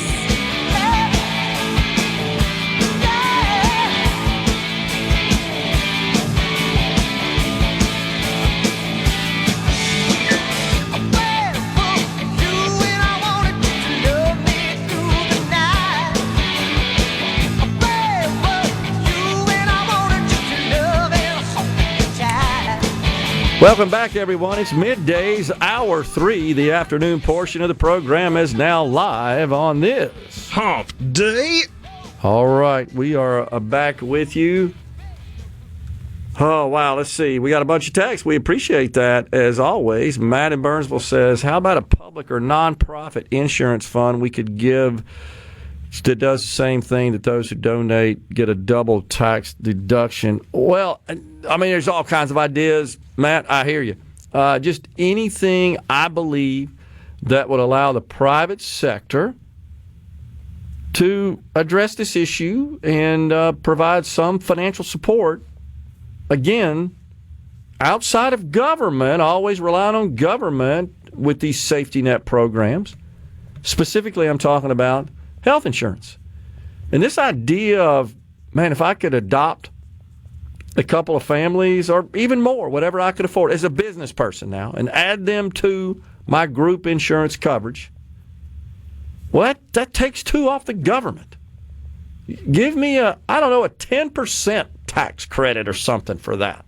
I'd do it just to help. You telling me we don't have the means to accomplish that with all the great companies we have that spend a bunch of money, Rhino, on stupid social justice crap? Put your money where your mouth is and do something that's useful, that's valuable, that benefits not only the individuals who would receive coverage, but society in general. That's easy. But you know the problem? You're moving in on government's gig, right? You're shaking your head. That's the damn problem, isn't it? That's what we're seeing with all the nonsense coming out of USAID. No doubt about it. You can't do that. That's the government. If we're not filtering the money through the government so they can take theirs off the top and funnel it towards their friends, then they don't want to even talk about it. No doubt. And I don't mind sharing where this idea stemmed from. It's back when I had foster children. in my house and learned as part of that program they had to be covered by Medicaid. That's just the law. And I tried. I did, folks, to get them covered on my insurance. I said, look, I'll pay for it. Honestly, it was as much for convenience for us because, as you well know, every provider doesn't accept Medicaid. And so we were having to take our foster children to providers that accepted Medicaid because they were on the Medicaid program by law. And it was just kind of inconvenient just to travel, to find. It's even harder, as you can imagine, Rhino, to find pediatricians or physicians that would take care of teenagers, young teenagers. It's an issue with Medicaid providers. You shrink it even further when you get into kind of the specialties, as you know.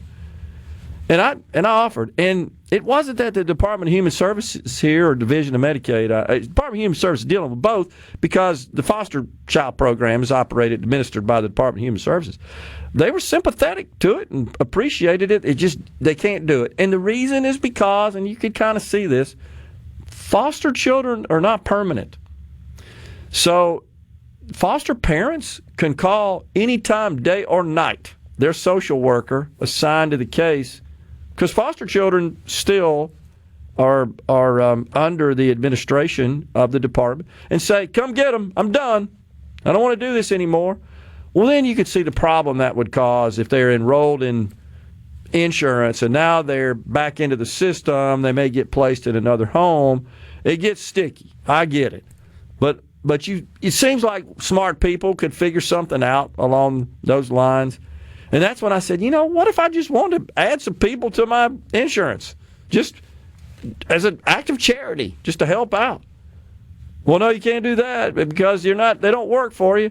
I know, but they need insurance. Can't we come up with something? But that the bureaucracy, the entrenched bureaucracy, and this is where you get, well, we just always done it this way. But the bigger thing is, you can't possibly solve a problem. That's government's role. I got to do that so I can run around and campaign on it. That's exactly how this crap works. That's why the Democrats have been parked outside USAID for the last 48 hours. No doubt about it. No doubt about it. Because not only are they losing their slush fund that they've been funneling your tax dollars to their friends and spreading their nonsense, they're also losing the opportunity to campaign on all the quote-unquote good they did. Right. On the C-Spire text line regarding school choice, how many students from Murrah is Jackson Prep committed to taking? 0. And that's one of the myths of school choice. No school choice legislation enacted in this country that I'm aware of, and I've researched a bunch of them, would dictate to a private school where a student receives an education savings account. That simply means the state funding associated with their education would travel with the student to their school of choice. No such laws exist and no bills proposed in the state of Mississippi that would force a private school to accept a public school or any student for that matter, regardless of the situation, even if they have an education savings account. They would still administer their own admissions process just as they do now. This is not legislation that would result in a flood of Murrah students, for example, to Jackson Prep or in any other situation. But I can share with you that, this, Rhino, there's some private schools, especially in the rural areas of Mississippi, they need students. There's a decline, and it becomes an economic issue. So I think they would welcome certain students. Now, the reason that they don't have more is because it's expensive. It's more expensive than going to public school for free, for sure. Now, we've looked at this, the tuition in some of the private schools in this state is less per student than the state sends down to the district to educate that student. So they would get an education savings account that would more than cover the cost of the tuition. Now, it depends on the school. I think St. Andrews here in central Mississippi is the most expensive private school in the state. No, the education savings account of $6,900 that would follow the child would not be sufficient to pay tuition nor would it be sufficient to pay tuition at Jackson Prep. So it's not that such a program would pay the full cost of tuition at the private school. It simply allows the student to take the state-appropriated money for their education that goes to the public school, to the private school, to cover some of the cost of tuition. In the case of some of these less expensive private schools, it would cover all of it. And it's not cash money. It's essentially a voucher. You hear that talked about all the time, that simply would follow the child to their school of choice, their school setting of choice, be it a charter school, a private school, home school. And again, it just depends on the way you design the program as much as you can do. So it is a misunderstood policy to a great extent, in that you see that all the time, Rhino, where there's this widespread belief that that they're just going to overwhelm all the schools and they're going to have to accept them, right? The private schools are going to have to accept even the public-to-public transfer. There's some restrictions, guardrails around that. You can't overwhelm a public school. You've got to have some sort of capacity restrictions. And I think the bill that Rob Robertson filed, the House bill, that it does include a public-to-private transfer option. I think Rhino Eat even said that for disciplinary purposes, a receiving school, right, could deny admission. Capacity or disciplinary. And again, this is like a blank slate. The legislature can draw it up however they want. Doge idea. Just have two legislators, since leadership ignores wishes of elected reps who are representing will of the constituents. Example, education bills that were voted down in committee yesterday on voice vote, but which Robertson declared had passed. Members asked for roll call, and he would not allow it. System is totally broken. I'm a staunch conservative, but this is atrocious. First I've heard of that. Now, I didn't attend any of those meetings yesterday. You heard anything about that, Rhino? So that's part of the problem with the transparency at the committee level. I was just talking about that. I've witnessed it, where the chair of the committee says, all in favor, and nobody says a word. The ayes have it. It's what's declared. I guess somebody could speak up and say, no, wait, maybe the ayes don't have it. I don't know. It gets complicated. Andy says, man, 6,900 would be such a blessing to my family, only leave us a little over 1,000. Really, are our legislatures just ignorant on the issue, or is the public ed lobby that powerful? There's widespread opinion, Andy, on this matter. In my home county of Madison right here, it is largely opposed. Any sort of school choice, they completely oppose. The public schools in Madison County, South Madison County School District are excellent. But we're surrounded by, honestly, lower quality, lower performing schools in Jackson, for example, in North Madison County with Canton Public Schools. And so there's a fear of this rush to overwhelm a school district. Same thing in Rankin County. It's all over the map, all over. Coming right back, I think we got Senator Bryce Wiggins next. At the Citizens... Check it out. Let's do this. The talk that keeps Mississippi talking. Middays with Gerard Gibert. Let's get on with it. On SuperTalk Mississippi.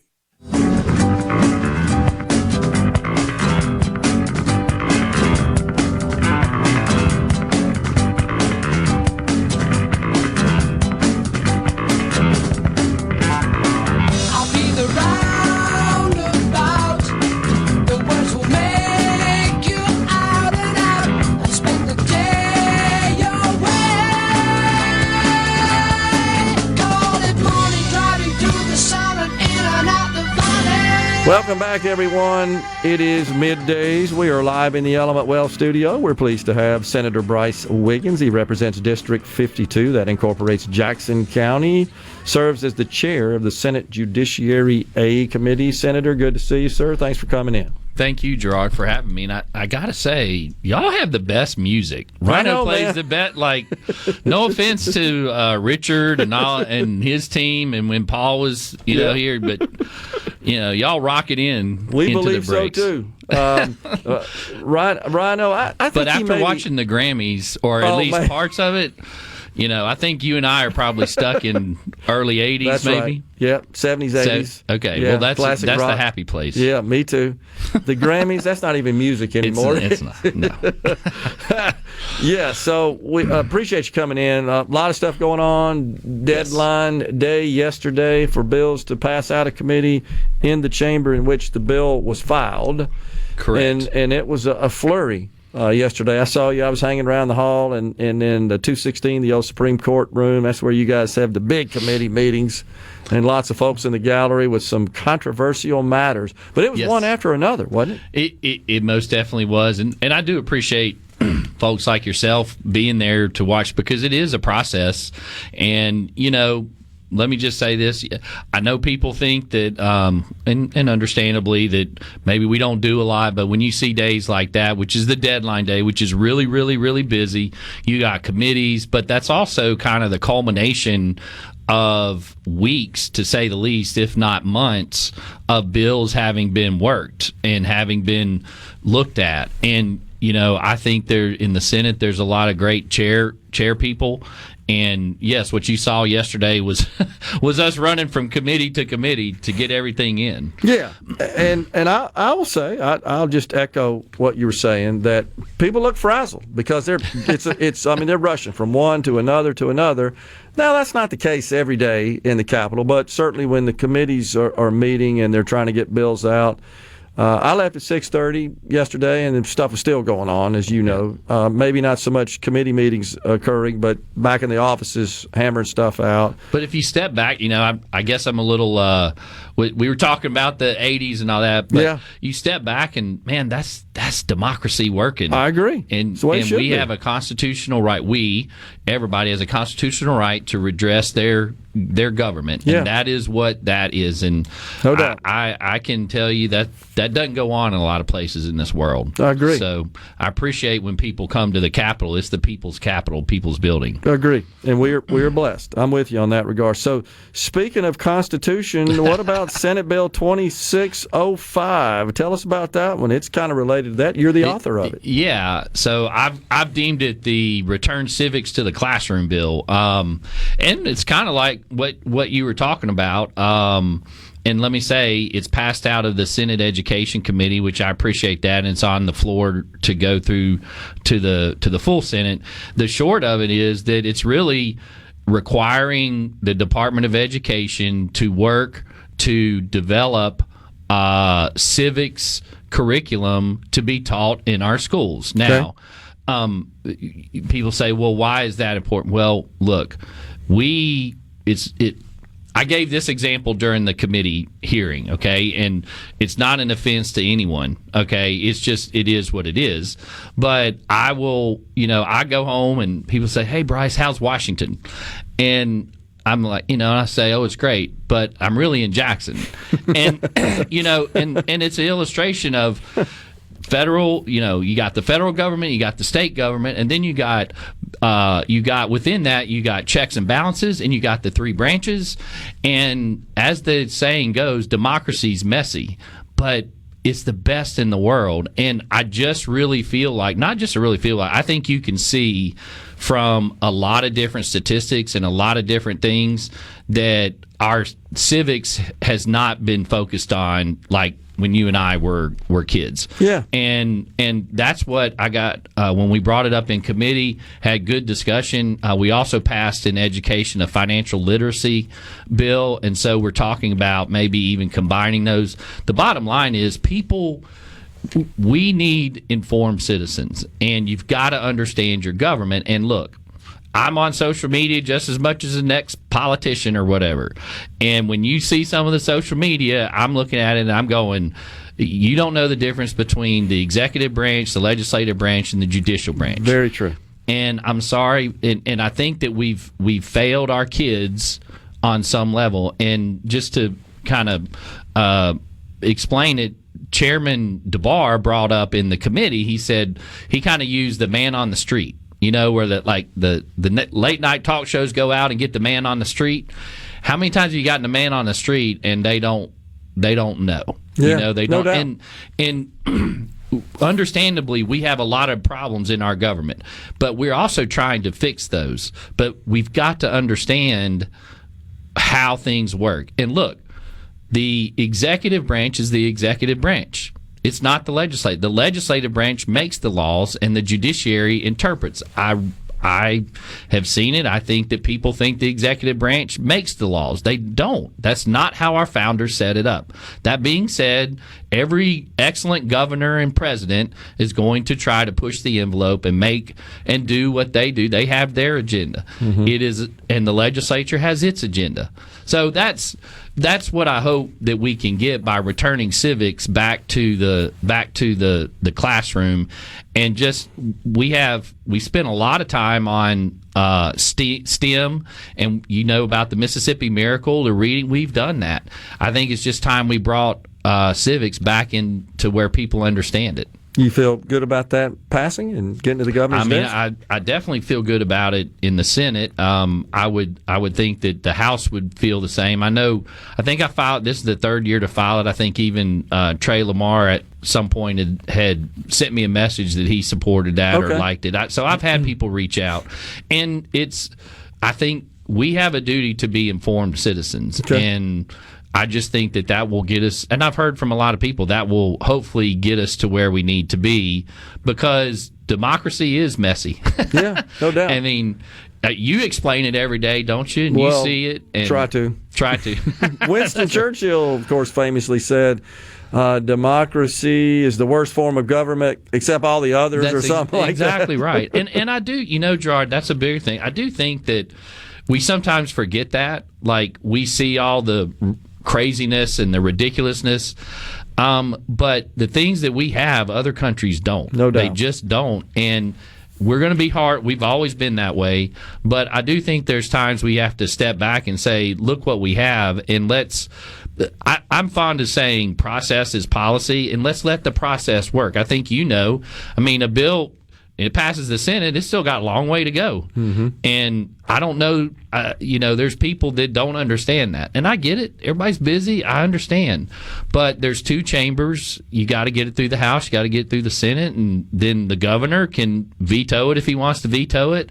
If you're kind of into I don't know, kind of competition and all, watch the legislature. That's a good way to put it. Well, let's turn our attention to a bill that came out of your committee, that the committee you chair, right? The Judd A. Committee. Yes. And that is Senate Bill 2886, the Mississippi Domestic Violence Fatality Review Team law. Yes. What is that all about? So I've been working with a coalition, or the coalition of domestic violence advocates and survivors in the state. Really, we have a really good one down on the coast, the Gulf Coast Center for Nonviolence, and they've been working on this for a couple years. And what it is when you get in, domestic violence is a very, to say the least, serious issue in our state. We actually had another bill in Judiciary B that we spent a lot of time discussing. Senator Hill brought a domestic violence bill. We are trying to get a handle on this. And these advocates and the survivors brought and said, look, they're taking a scientific approach, and other states have done this. And they said, we want in your homicides throughout the state, in your fatalities, we don't want to be involved. What we want to know is just work with us to give us the background so that we can look at it and study why and how this domestic violence happens. Okay. And by putting it into statute like this, then you get law enforcement, you get prosecutors, you get the courts to work with them and look at that. And it's been successful in some other states.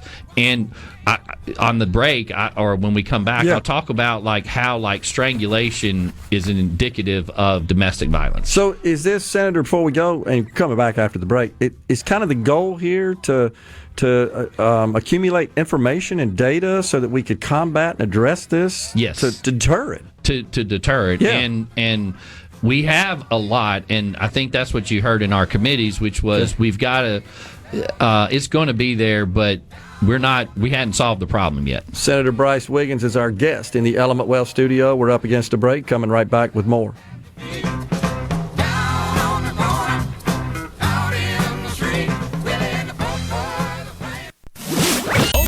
Is everybody ready? I'm ready. Ready here. Middays with Gerard Gibert on SuperTalk Mississippi.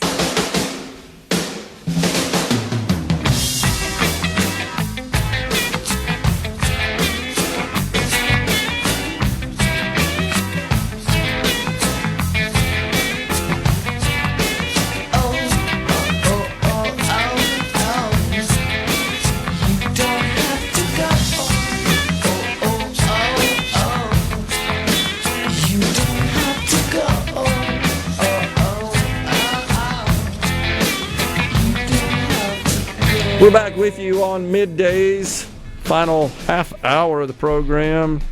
It's Senator Bryce Wiggins in the Element Well studio. A quick reminder again, I'm out of here later on today, going to Palm Springs, play a little golf with my buddies. I will be back with you on Monday. But, Senator, you were going to continue your discussion of this bill that at a Judd Yeah, the Fatality Review Board working with the Domestic Violence Coalition and survivors, and excuse me, they will tell you, and I'm not going to pretend that I'm the expert on that, but they will tell you that there are indicators that show where domestic violence is going to be. For example, I was mentioning strangulation. I didn't know this, but apparently strangulation in a marriage or a relationship is a tremendous red flag / indicator that it could lead to domestic violence, homicide. Okay. And that's what they're trying to get at is, hey, let's look at this so then we can put in policy, be it state level or local level, to stop to cut down on domestic violence. At the break, I was telling you and reminded you in Pearl River County, we had that it was a murder, domestic violence outside of Chancery Court. Representative Jansen Owen actually took very good safety in that. Yeah, and I remember it was, and that's what we see in Chancery Court. And I practice in Chancery Court, and domestic violence goes on all the time. But it's also the violence, domestic violence, and because you get into when you get the relationships and you have all that, it can be very very toxic, to say the least. And so that's what we're trying to do with this bill. Okay, so let's talk about some other legislation. One in particular I've been talking about this morning. Want to get your take on it. Was filed by Senator Angela Hill. This isn't the first time such legislation has been filed, and it just in short would prohibit awarding preferential treatment to minority businesses in public sector contracting. Now, my background on this, I've been trying to get this done for 30 years, and I think it's discrimination is what it is, racial discrimination. It's not practiced too much. You don't find it hardly at all at the state level. It's at the city and county levels where it's prevalent. And this bill failed in the Accountability and Transparency Committee, as it does every year. Are you on that committee, by the way? I'm not on that committee. Were you familiar with this legislation? Not really, just conceptually what you're talking about. Okay. But I haven't been on that committee to hear that. But okay. I understand what you're saying. Well, we got, so you know what's going on in our country right now. There's a wave of repeal and rollback of all this DEI stuff, and right. Our federal government was absolutely awash in awarding contracts, hiring people, promoting, paying them, all on the basis of these immutable physical characteristics. Well, we have our capital city. I'll just tell you, right where we are, right here. They have a minority participation requirement, edict, in all their contracting. Okay. I personally believe that's the root cause of all the problems in the city of Jackson. And now that I somewhat understand what you're talking about, that makes sense. And look, I think I'm a lawyer. I'm Judd A. chairman, but you go back to the Supreme Court. I think it was the one that they decided with the law school admissions with Michigan and all of that. Yep. I mean, because before then, race had to be that, and they affirmative came back action affirmative and action and admissions, Harvard, that kind of thing. And they said, look, I think what they said was maybe there was a time way back when, it said, but that and I do think people don't want to acknowledge that we have made progress. Agreed. We have made totally. progress. And they said maybe, but we're not there, and it can be seen as a reverse racism or discrimination. And people it should be based on merit and look at that. And, we were talking about the private sector. You want the best and the brightest. If you're hiring somebody, you want the best and the brightest based on their credentials, not because they look a certain way or something like that. Yeah. And I will sit here and say this. There is a benefit to having diversity. Okay, I got female attorneys in my office. You get African Americans, but it's the mandation. I don't know if that's a word. Mandating. Yeah. Because it goes too far, which is what happened. And so I think what you're describing is it's weakened the system, and I can speak to that. You see what we've had to do on the criminal side with the Capitol Police, which I've been involved with, and bringing that up. And actually, people have really appreciated what we do. Crime is down.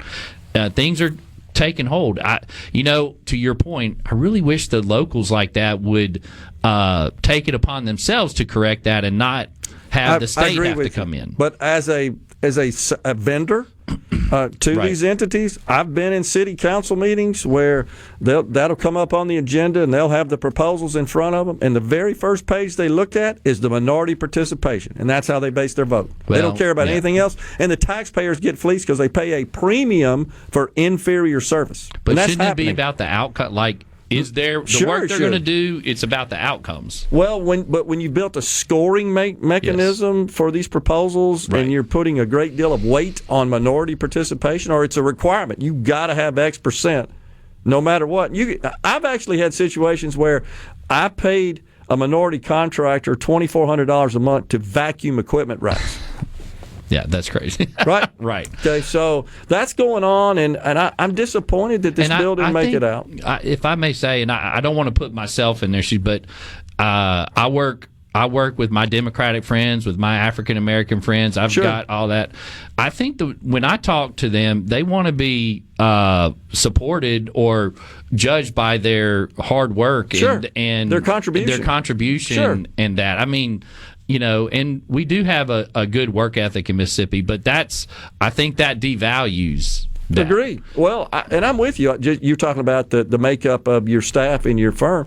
My company's the same way. I had Hispanics, Russians, Indians, blacks, lesbian, gay, had all the above, but it was organic. It wasn't because of force. It wasn't because we had quotas. And that's what I was going to say. It's when the force of the government is so big, and when the government does that, it changes the dynamics of everything, to say the least. Let's talk about school choice. You want to talk about that? Sure. I know you do. So yeah. Well, I'll be happy to.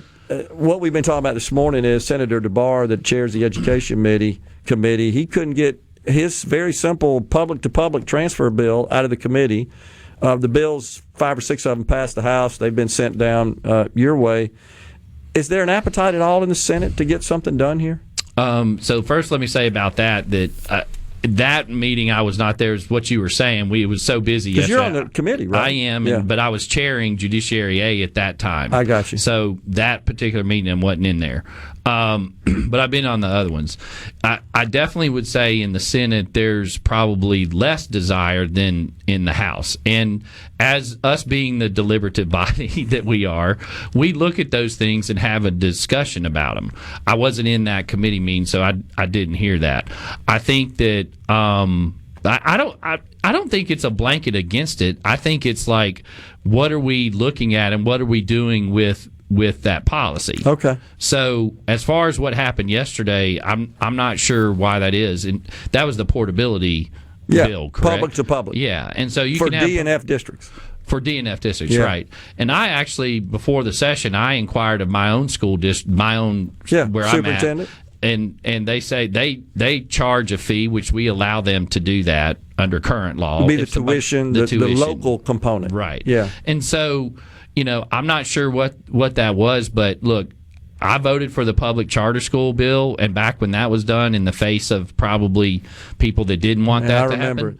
And it's the old saying, we can't let our kids continue to be there in these places. That being said, I do recognize that there's two sides of the coin, and if you're a school district, there's scheduling and planning and budgeting and contracts, and if you have a teacher, if you have teachers, you got to hire teachers, and if you're going to have this amount of capacity issue, it's capacities, and so I think they have that right, and for us to look at that, so that may have been part of it. Then the House bill, by the way, does, and Jansen Owens got one, and then Rob Robertson's got one that also includes a public to private in the DNF districts, but they both have the capacity aspect, a provision that basically allows the receiving district to say no if they don't have capacity or if there's a disciplinary issue, I think, as well. And I will say that in our first meeting, Chairman DeBar did say there's a bill coming from the House. So I do think there's a desire to look at it and do that. Okay. From that perspective. I got you. Yep.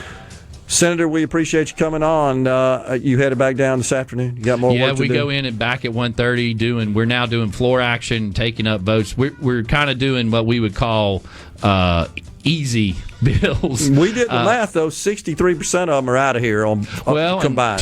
That's why the deadline. 2/3 are gone, which is, believe me, not a bad thing. I agree. Senator Bryce Wiggins represents Jackson County, has been our guest on Middays. Final segment is next. Take a little trip and see. Take a little trip. Take a little trip. Take a little trip with me.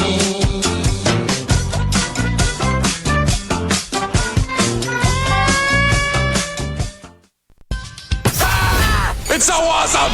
Middays with Gerard Gibert. Come on, let's get on with the show! On SuperTalk Mississippi.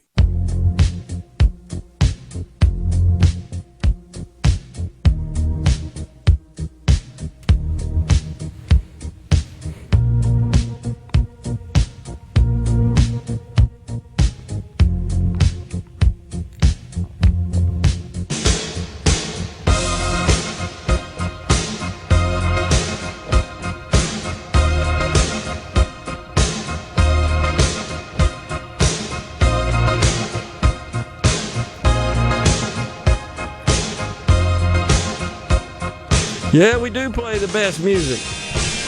Little dirty laundry. They're talking about us, aren't they? No, they're talking about Politico and the New York Times. That's exactly right. Reuters and the AP. And that's right. You're so right about that. All those people that have been lying their rears off for the better part of a decade at least, and the only reason they're still afloat is because of your tax dollars being funneled to them by the Democrats through U.S. aid. Ain't that true? So, is it any wonder why they tend to hate Republicans but love Democrats? Yeah, that is so true. So, on the C-Spire text line, for the life of me, I can't figure out why Delbert Hosemann sees fit to appoint Democrats like David Blunt to chairmanship of committees. I remember when the Dems were in charge, Billy McCoy didn't dare appoint a Republican to anything. Yeah, but that's different chamber, and so here's the math to keep in mind there. And I'm not defending Delbert Hosemann appointing Democrats to key committees. In fact, a couple of segments ago, Rhino and I were talking about it. I have concerns about at least 3 of those rather powerful committees being chaired by Democrats. 2, health and gaming, respectively, Hob Bryan and David Blunt, Democrats. But in the House, you got 122 members and, Rhino, 50 committees. And you got over 100 Republicans, I believe, in the House. So you could appoint a Republican to the head of every committee, and no Republican would chair more than one committee. In the Senate, it's different. You got 36 Republicans and 52 committees. So that would mean several senators would have to chair multiple committees to essentially keep it all Republican chairs. I don't know that there are too many senators that would want to do that, Republicans. It's a bunch of work to chair a committee. And you heard Senator Wiggins say, I was chairing a committee and missed a vote on another one that I'm a member of that potentially could have made a difference.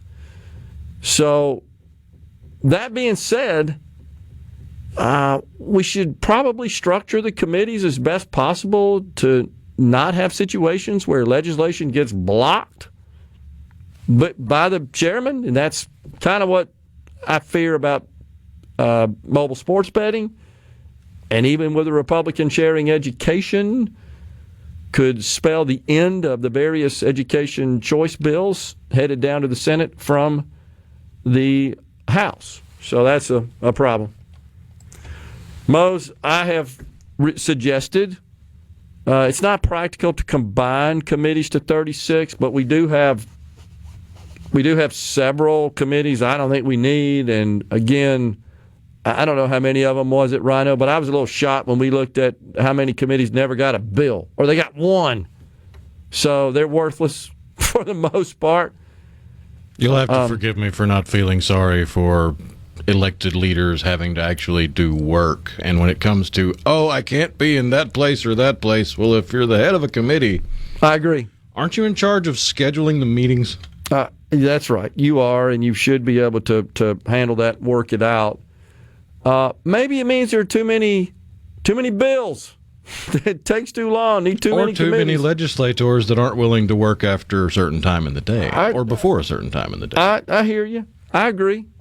Everybody else has got to get up and put their pants on one leg at a time and get some work done. And so I have proposed reducing the number of committees numerous times. No doubt about it. We should also consider maybe convening for 4 months and meeting every other year.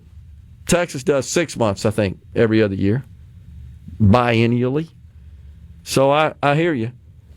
Certainly possible. I will also point out that when Lieutenant Governor, now current Governor, Tate Reeves presided over the Senate, he had Democrat chair too. I just don't remember any legislation that was significant, that didn't get out of committee because there was a Democrat chairing it. I think Rhino, I think it's safe to say, was really brought to light because the mobile sports betting deal, right, got killed, and then there was some health care stuff, as I recall last year. David Blunt is still the head of that committee. I agree, and that's a problem. And I do think that could possibly be, although I've not asked him this, so I don't want to. I'm just offering an opinion that Lieutenant Governor Hosemann opposes mobile sports betting. I think there's a strong possibility of that, and therefore the senator is kind of carrying his water. This happens at the federal level as well. You know more than well that's the case. What I oppose is seniority in terms of actually tenure, not seniority. That seniority is based on tenure. That's what I oppose. And that's the way it works at virtually all levels. It ought to be the most qualified person, honestly. You're kind of on the fence about that. Most qualified person that agrees with your style of governance. I got you. We're out of here today. I'm back with you again on Monday. Until then, stay safe and God bless everyone.